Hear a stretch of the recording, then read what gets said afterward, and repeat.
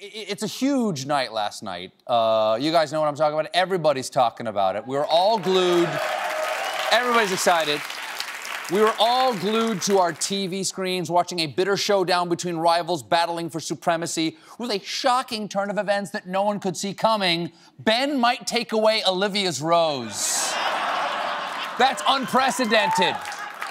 Look, I know she won that rose fair and square with her cooking skills on the group date, but she is no good for him.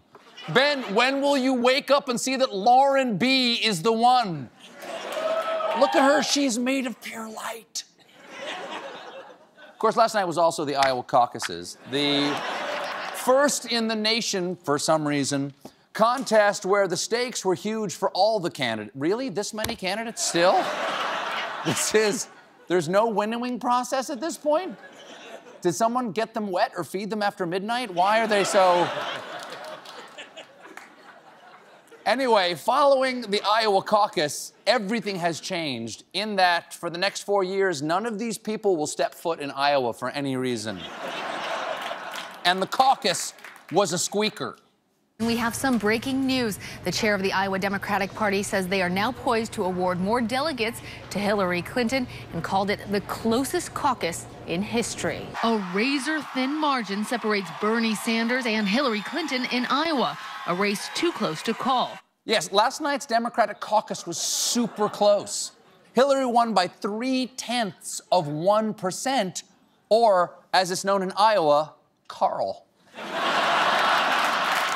And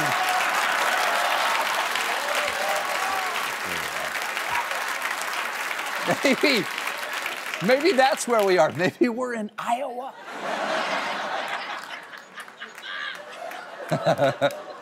The corn won't let us go.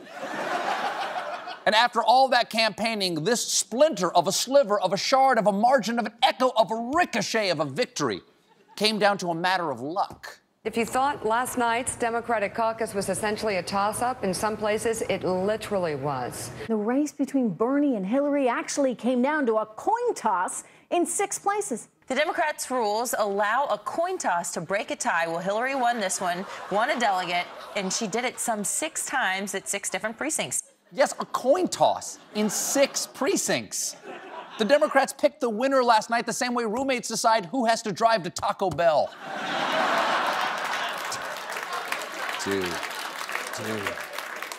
Dude, there's no way I can. Dude, it's your brother's car. Let's go. And Hillary won all 6 of the coin tosses. With that kind of coin-flipping prowess, forget the Democrats. The Broncos should draft Hillary for the Super Bowl on Sunday. And then after all, I think she may be younger than Peyton Manning. I'll tell you what I think happened here. Bernie's trash-talking of money and politics so much that now the coins have turned against him. But having 6 delegates decided by coin toss just feels undemocratic. So instead of gambling for them, I think the candidates should share them. Okay, delegates? You'll spend Thanksgiving with Bernie and Christmas with Hillary. And they'll trade off every other weekend, and here's the best part. You'll have 2 race car beds. The important thing to remember, Iowa voters, is it's not your fault. They both love you equally, and you'll get lots of attention, at least until the new baby arrives. Meanwhile, on the Republican side, one man trumped them all with huge turnout that got his base, "You're fired up," Ted Cruz. And Cruz's victory means everyone's talking about one thing: Donald Trump. Trump came in second with 24%, but this future president, billionaire Donald Trump, he is a winner. And there's no way he would just humbly accept second place. Donald, come out with guns blazing. We finished second, and I want to tell you something.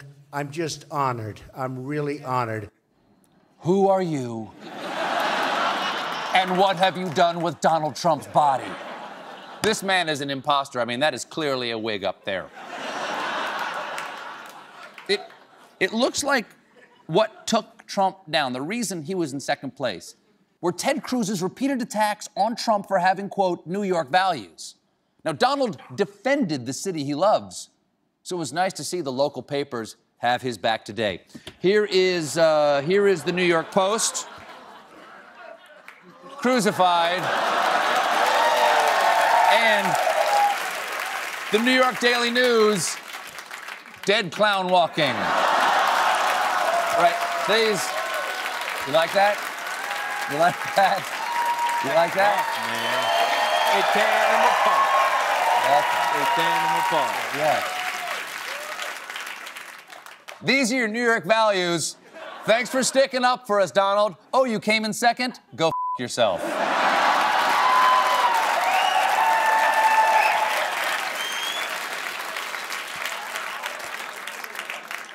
But even though Iowa rejected him, Trump isn't giving up on the Hawkeye state.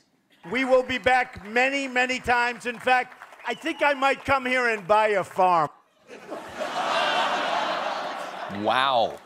I have to say, I cannot imagine what Donald Trump on a farm would look like. Thankfully, I don't have to. 3 acres is the place to be.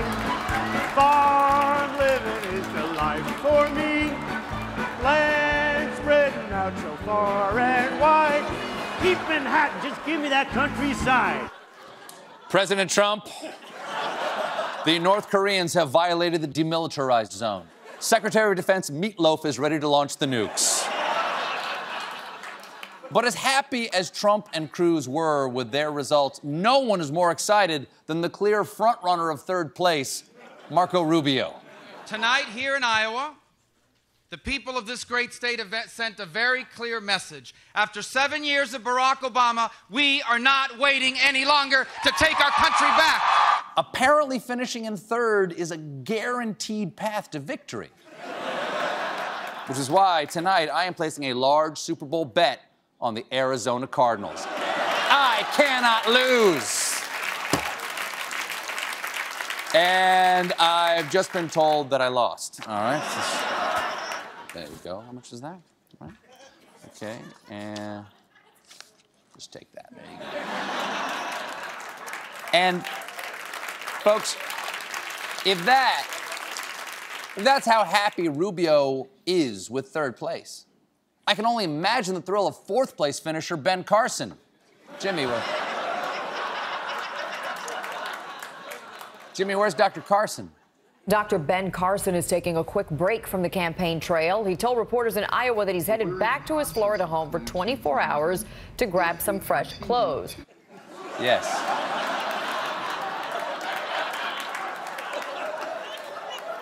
When he saw that he finished a distant fourth in a state he used to lead, Ben Carson suddenly needed to change his pants.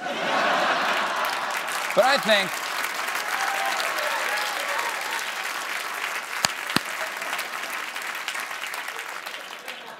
think Carson is making a critical mistake with this fresh clothes strategy because right now, Bernie Sanders is surging, and I don't think this man has changed his clothes in years.